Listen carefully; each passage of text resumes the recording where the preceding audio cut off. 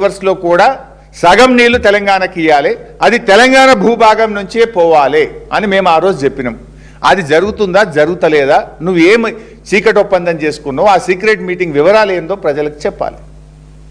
అదేవిధంగా కృష్ణా బేసిన్, ఇప్పుడు వాస్తవానికి ఆ రోజు కాంగ్రెస్ అన్యాయం చేసింది. రాష్ట్రం విడిపోయేటప్పుడు ఏపీ రీఆర్గనైజేషన్ బిల్లో స్పష్టమైనటువంటి కృష్ణా నదీ జలాల పంపకం గురించి చెప్పకపోవడం వల్ల ఓన్లీ ప్రాజెక్టుల వారిగా ఉంటే అది తెలంగాణకు ఉన్న నీళ్లు పంచితే మనకు నష్టం జరుగుతుందని 9 ఏళ్లు కేసీఆర్ గారు పోరాడి కేంద్రం మీద ఒత్తిడి పెట్టి సుప్రీంకోర్టుకు పోయి కృష్ణా నదీ జలాల పునః పంపిణీకి కేసీఆర్ గారు కేంద్రం మెడలు వంచి ఆ ట్రిబ్యునల్ను సాధించినారు. 1050 టీఎంసీలను తెలంగాణ ఆంధ్రప్రదేశ్ మధ్య క్యాచ్మెంట్ ఆధారంగా నీళ్లు పంపిణీ చేయాలని కేసీఆర్ సాధించిన గొప్ప విజయం ట్రిబ్యునల్. అది బీఆర్ఎస్ ప్రభుత్వం సాధించింది. నీళ్ల మీద అణువణువున అవగాహన ఉంది కనుక ఆ కృష్ణా నదీ జలాలు 50 టీఎంసీలను తెలంగాణ ఆంధ్రప్రదేశ్ మధ్య పంచాలని కేసీఆర్ గారు 9 ఏళ్లు పోరాడి ట్రిబ్యునల్ సాధించారు.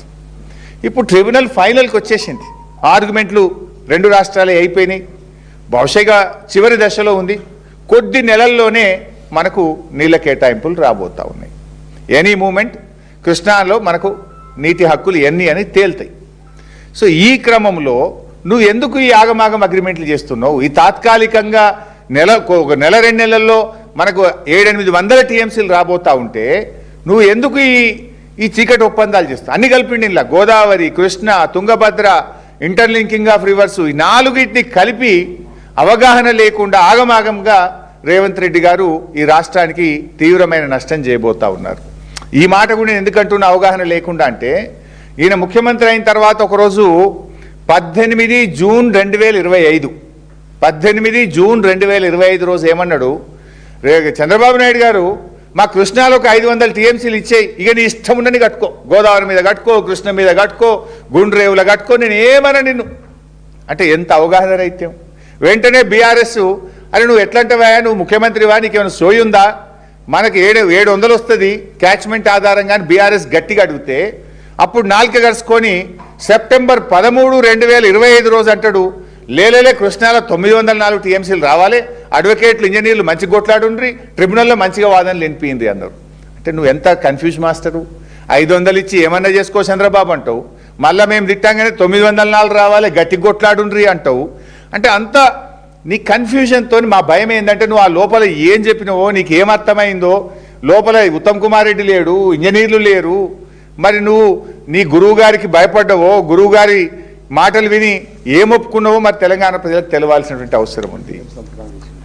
ఎందుకంటే గోదావరి మీద కూడా అట్లనే చేసిండు. మీకు తెలుసు కదా, గోదావరి మీద కూడా ముందు నుంచి మేము చెప్తూనే ఉన్నాం, గోదావరి బనకచెర్ల తెలంగాణకు నష్టం, పోలవరం బనకచెర్ల కట్టొద్దు అని పోరాడింది బీఆర్ఎస్. ఈ ప్రభుత్వాన్ని ముళ్ళుగట్టబెట్టి నిద్ర లేపింది బీఆర్ఎస్.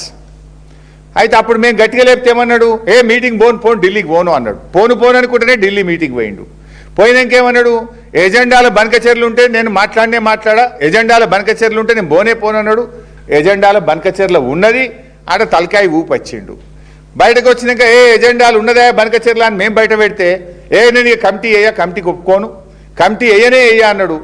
అనుకుంటేనే కమిటీ వేసిండు, సంతకం పెట్ట అనుకుంటా సంతకం పెట్టిండు, మీటింగ్ పోను అనుకుంటా మీటింగ్కు పోయిండు. ఇలా గోదావరి, నల్లమల్ల సాగర్, బనకచెర్లకు మార్గం సుగమం చేసిండు. అంటే గోదావరిలో అట్లా చేసినావు, కృష్ణలో ఇట్లా మాట్లాడినావు.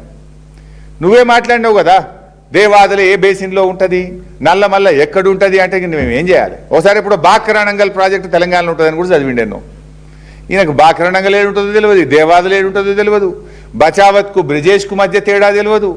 మా భయం ఏంటంటే ఏం తెలియను ఆ మీటింగ్లో ఆ చంద్రబాబు ఏం చెప్పిండో, ఆ సిఆర్ పాటిల్ ఏమన్నాడో, ఈ కాంతారావు గారు మరి ఆంధ్రప్రదేశ్ చెందిన కేంద్ర ఇరిగేషన్ కార్యదర్శి ఏం కుట్రలు చేసిండ్రో, ఆ కుట్రలకు నువ్వు ఏం తలూపినవో తెలంగాణ ఏం ఆగమవుతుంది అనేదే మా ఆందోళన.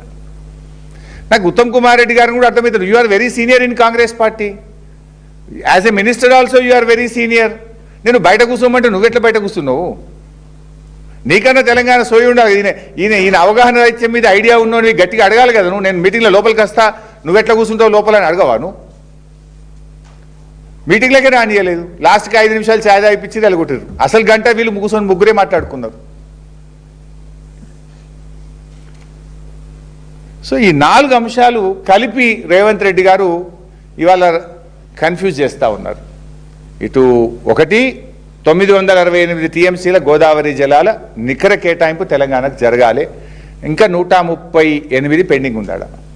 2 ఇంటర్లింకింగ్ ఆఫ్ రివర్స్, 3 కృష్ణా నికర జలాలు, 4 ఆర్డిఎస్ తుంగభద్ర నది. ఈ 4టిని కలిపి ఇవాళ మీరు చేస్తున్నటువంటి కుట్ర రేపు రాష్ట్రానికి దెబ్బ తగిలేటువంటి అవకాశం ఉంది. ఎందుకంటే రేవంత్ రెడ్డి గారు ఏం చెప్పిండు నిన్న మీటింగ్లో, మేము ఒక అగ్రిమెంట్కి వచ్చేసినాం, మేము 3 ముఖ్యమంత్రులం ఒక అగ్రిమెంట్కి వచ్చేసినాం, సిఆర్ పాటిల్ చేతుల్లో పెట్టేసినాం, సిఆర్ పాటిల్ త్వరలోనే ఆ వార్త చెప్పేస్తాడు అంటుండు. ఏం అగ్రిమెంట్కి వచ్చినావు, మరి ఏం జరుగుతుంది, నీకు ఎంత మేరకు అవగాహన